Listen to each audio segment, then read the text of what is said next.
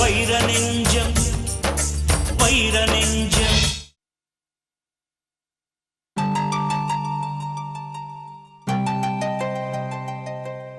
அத்தை,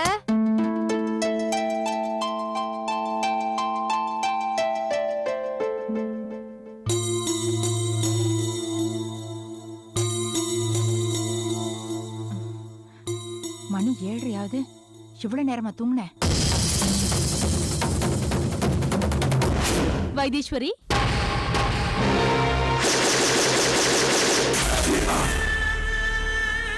வைத்தீஸ்வரி அம்மா, வைத்தீஸ்வரி அம்மா. அத்தை, என்னாச்சு? என்ன பாப்பா இவ்வளவு நேரம் தூங்குறாங்க? அதானே, இவ்வளவு நேரம் தட்டி என்ன திறக்கல? அத்தை, பவானி, நீயா? இது கனவு இல்ல வைத்தீஸ்வரி, பவானியே தான். நீ நீ எப்ப இங்க வந்த? எப்படி வந்த? நான் இப்ப வரல, நேத்து ராத்திரியே இங்க வந்துட்டேன். இந்த பக்கமா ஒரு வேலையா வந்தேன். போலீஸ் கெடுபிடி ஜாஸ்தியா இருந்தது. சரி, கொஞ்ச நேரம் மறைஞ்சிருந்துட்டு போலான்னு நினைச்சேன். ஒரு காம்பவுண்ட் சுவரை ஏறி குதிச்சு பார்த்தா அது உன் வீடு. உன் புருஷ மாணிக்கம் தான் ஊர்ல இல்லைன்னு எனக்கு தெரியுமே.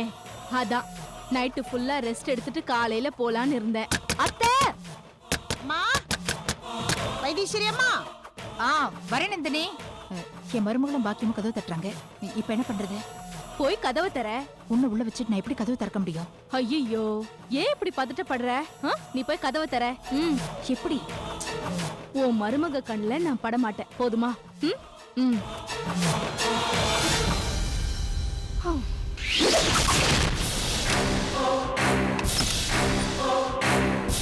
என்னத்த கதவை திறக்கிறதுக்கு போய் ஏன் இவ்வளவு நேரம்?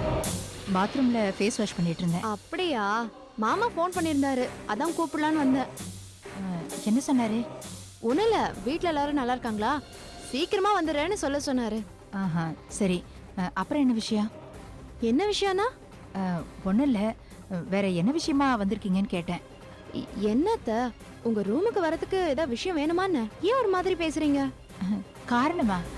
அதெல்லாம் ஒன்றும் இல்லை, சும்மா பேச்சுக்காக சொன்னேன். பாப்பா, அம்மா பேச்சே சரியில்லை, ஏதோ மறைக்கிற மாதிரி தெரியுது. ஏய், என்னடி மறைக்கிறாங்க? சும்மா ஏதாவது உளறிக்கிட்டு. இப்போ என்ன வேலையா வந்திருக்கீங்க? என்னத்த, எதுக்கு கோவப்படுறீங்க? கோவமா? நானா? ஒன்றும் இல்லையே. இத பாரு, சிரிச்சு சிரிச்சு பேசுறேன். என்னது, நட்டுக்கிட்டு கழண்டு போச்சா?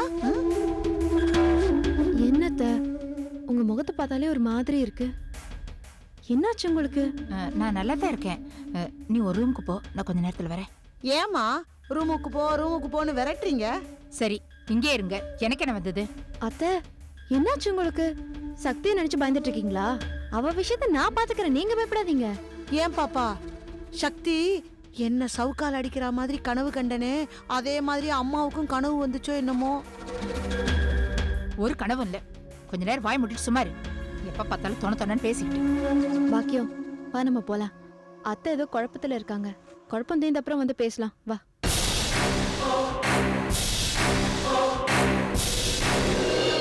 அத்தை, நீங்க பவானி விஷயத்த மறக்க வேணாம். நம்ம கண்டிப்பா பேசியாகணும். மாமா வரத்துக்குள்ள எப்படியாவது சக்தி இந்த வீட்டை விட்டு அனுப்பணும், சரியா?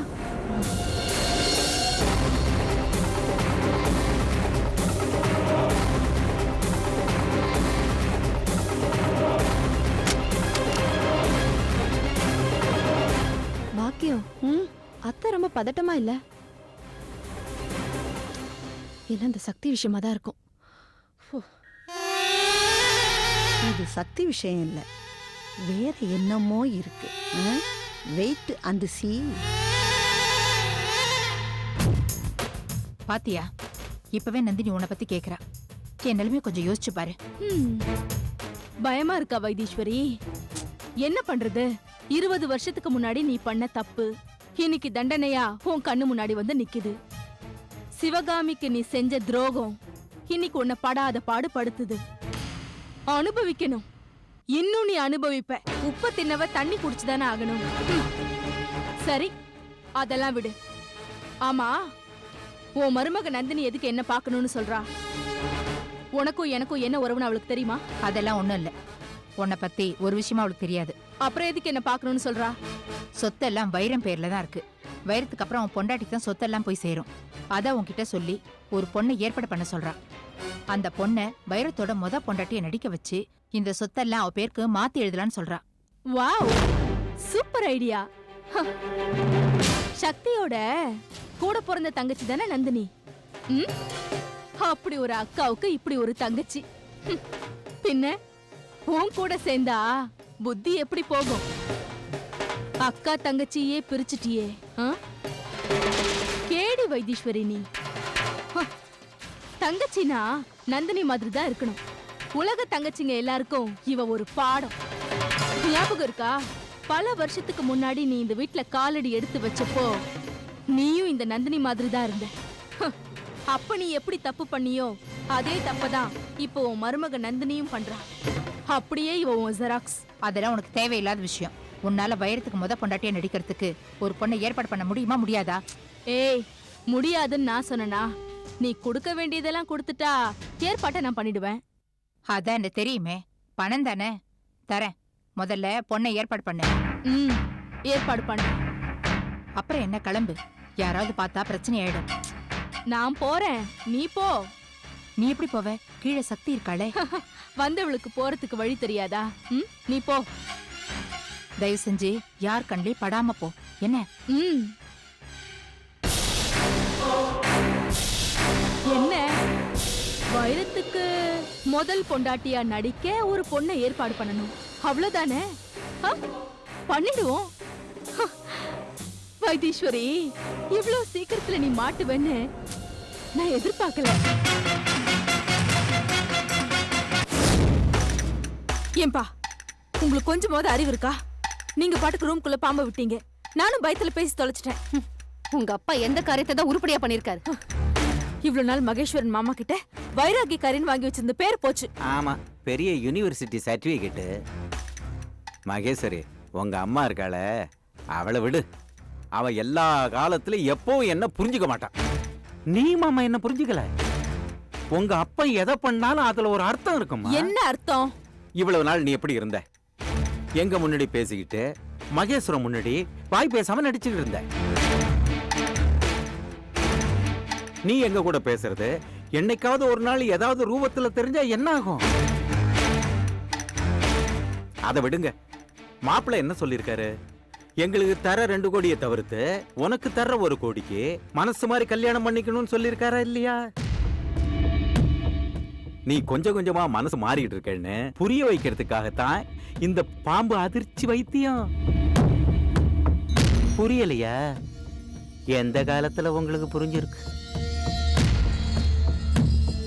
கொஞ்சம் அறிவோட மட்டும் நான் உங்க கூட இல்லைன்னா உங்க கதி அதோ கதிதான்.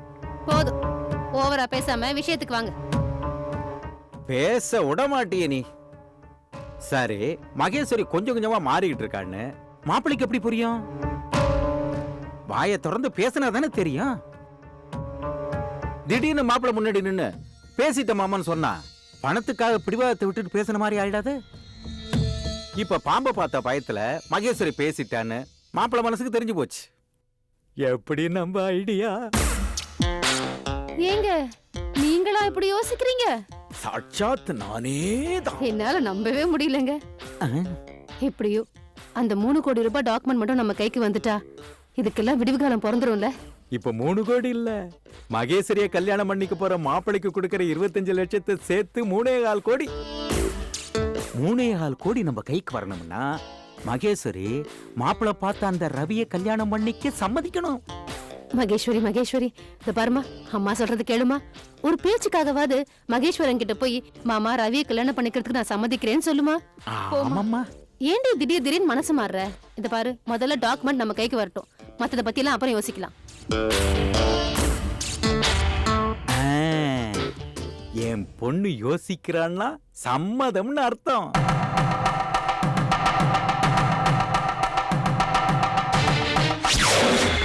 பணம்னா பணம் கூட வாயை திறக்குமா? அதுக்கு இந்த 3 பேர் தான் சாட்சி.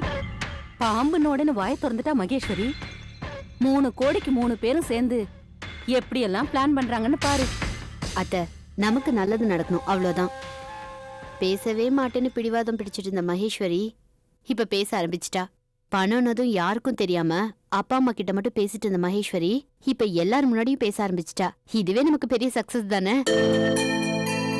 அடுத்தது என்ன, உங்க பேத்தி மகேஸ்வரிக்கும் ரவிக்கும் கல்யாணம்.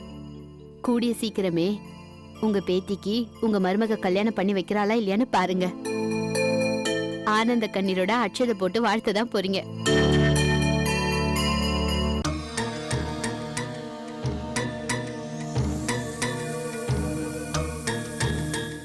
சக்தி, உங்களை யார் ஜீவா மாமாவை வீட்டுக்கு வர சொல்ல சொன்னது? ஏன்? ஏற்கனவே அவர் அடிக்கடி வந்துட்டு போனதுனால தானே. அத்தையும் பாக்கியமும் இல்லாததெல்லாம் கொளுத்தி போட்டு எவ்வளவு பெரிய பிரச்சனையாச்சு. மறுபடியும் அவரை வர சொல்லிருக்கீங்களே. அத்தையும் பாக்கியமும் வீட்டுல தானே இருக்காங்க. இப்ப ஜீவா மாமா வருவாரு, இவங்க ஏதாவது குத்தி காட்டி பேசுவாங்க. ஜீவா மாமா மனசு சங்கடப்படும். இதுக்காகவா இப்படி உம்முன்னு உட்காந்துருக்க? என்ன சொன்னாலும் பரவாயில்லங்க, நம்ம அத்தை தானேன்னு நான் பொறுத்துட்டு போயிடுவேன். ஆனா அவரை ஏதாவது பேசிட்டாங்கன்னா பாவம் ஜீவா மாமா ரொம்ப சங்கடப்படுவாரு.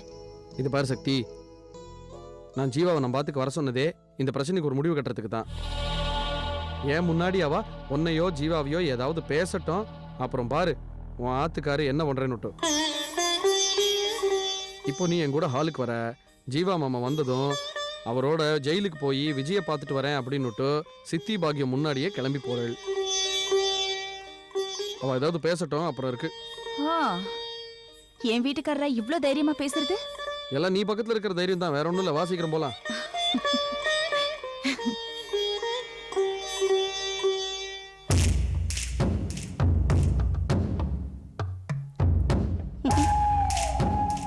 பாத்தீங்களாம்மா ஜோடி போட்டுக்கிட்டு வர்றத? சக்தி, பாக்கியத்தை பத்தியா நம்மளை பத்தி ஏதோ பேசுறா. விடுங்க, ஏதாவது பேசிட்டு போடு. நீங்க வாங்க.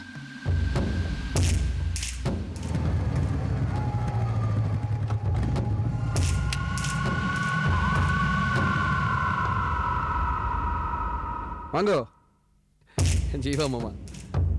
எப்படி இருக்க நந்தினி? நல்லா இருக்கேன் மாமா. நீங்க எப்படி இருக்கீங்க? ரொம்ப நல்லா இருக்கேன். அம்மா நீங்க எப்படி இருக்கீங்க? எனக்கு என்ன தம்பி, நான் கொடுத்து வச்சவ.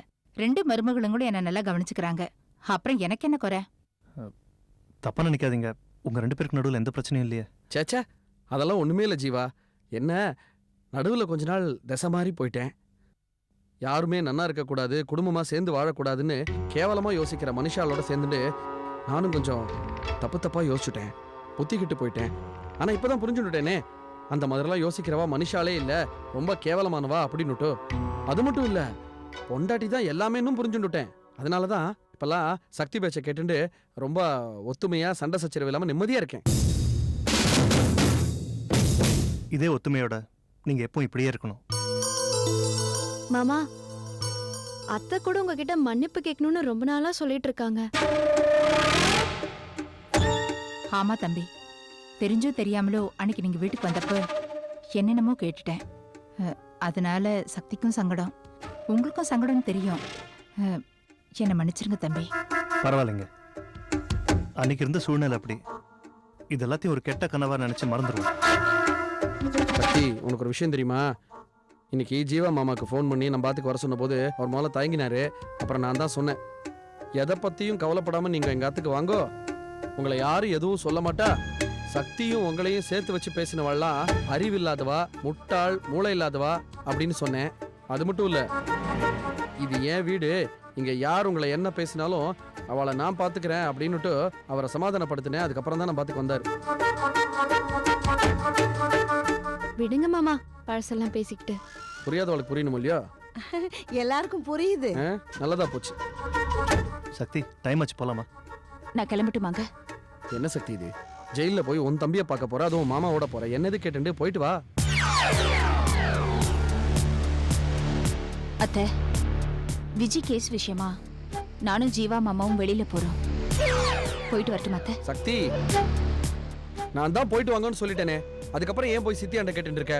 நானே சொன்னதுக்கு அப்புறம் சித்தி என்ன வேண்டாம் நான் சொல்ல போறேன். அதெல்லாம் ஒன்றும் பிரச்சனை இல்லை.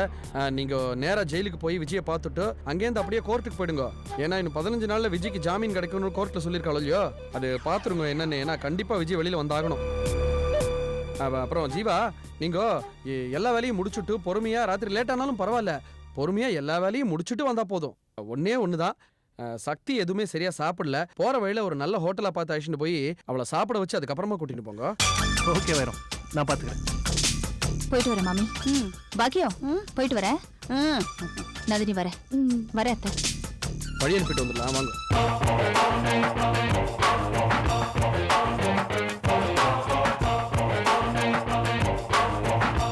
பாத்தீங்களாமா எவ்வளவு திமிரு, நம்மளை வெறுப்பேத்திட்டு போறா.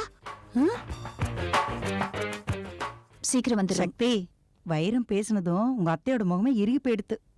இவர் ரொம்ப தான் அவங்கள நக்கல் பண்ணிட்டு இருக்காரு மாமி. இரு இன்னும் கொஞ்சம் வயிற்றுச்சல கிளப்பட்டுமா? ஏன் பைக்ல போறேள்? 2 பேரும் நம்ம கார்லயே போயிடலாமே. போயிட்டு ராத்திரி வந்துட்டு இங்கேயே சாப்பிட்டுட்டு அதுக்கப்புறமா பைக் எடுத்துட்டு போனா போதும். கார்லயே போங்க. சரிங்க. போங்க, கார்லயே போயிடுங்க. இந்த சைடுல வச்சுட்டுமா? கார்லயே போயிடுங்க. அப்படி விட்டுருங்க பைக்கை.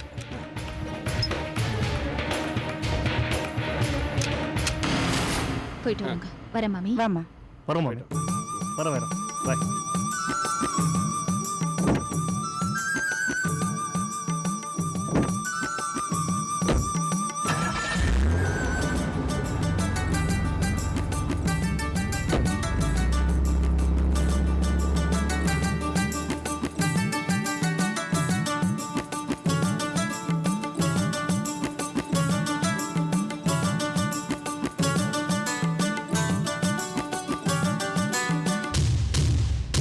பாக்கியம், ஜீவாவும் சக்தியும் ஒன்னா ஜோடியா போறா.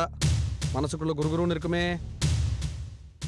என்னத்தை சொல்லி எப்படியெல்லாம் போட்டு கொடுத்து எங்க 2 பேரையும் பிரிக்கலாம், எப்படிலாம் ஏதாவது தோணுமே. அது என்ன, ஜீவாவும் சக்தியும் ஒன்னா சினிமா தியேட்டர்ல பார்த்தோம், துணிக்கடையில பார்த்தோம், கடத்தருவில் பார்த்தோம். இப்படியெல்லாம் போய் எல்லார்கிட்டையும் சொல்ல தோணுமே. தோன்றதா? உனக்கு ஒரு விஷயம் தெரியுமா? இப்ப சக்தி கட்டிட்டு போற புடவை கூட அவ ஜீவா மாமா ஆசையா வாங்கி கொடுத்தது தான். சித்தி, பாக்கியம் மாதிரி ஆளுகள்லாம் தப்பு தப்பா தான் பேசுவா. இனிமேல் சக்தியை பத்தி யார் தப்பா சொன்னாலும் நான் நம்ப போறதில்ல. அது மட்டும் இல்ல, சக்தியை பத்தி இனி இந்த ஆத்துல யாராவது தப்பா பேசினா தொலைச்சுடுவேன், தொலைச்சு. இது கூட சக்தி சொல்லி தந்ததுதான். எப்படி நந்தினி? நல்லா இருக்கு. வாங்க. பாத்தீங்களா மாமி? கலக்கிட்ட வைரம். பாக்கியமும் வைத்தீஸ்வரியும் பேயறிஞ்ச மாதிரி நின்னுட்டா. பாத்தியோன்னு இனிமே சக்தியை பத்தி ஏதாவது வாய் திறப்பாங்கிற.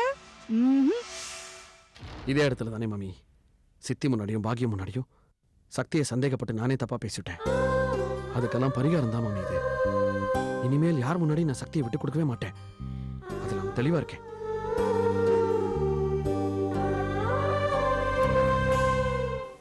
பாருங்கம்மா என்ன போடுறான். நந்தினி, இதெல்லாம் உங்க அக்கா கிறுக்குன்னு தூண்டி விட்டுட்டு வேடிக்கை பாக்குறா. இது வரைக்கும் புருஷனுக்கு தெரியாம உங்க மாமா கூட ஊர் சுத்திட்டு இருந்தா சக்தி. இப்ப ரொம்ப வசதியா போச்சு, தெரிஞ்சே சுத்த போற. அத்தை, வைர மாமாவை நினைச்சா எனக்கு சிரிப்பு தான் வருது. என்ன நடக்கணுமோ நடக்கட்டுமே. அவ ரொம்ப தான் ஆட்டம் போட்டுட்டு இருக்கா. அவளுக்கு கெட்ட காலம் நெருங்கிடுச்சு. எத்தனை நாளைக்கு நம்மளும் பாப்போம்.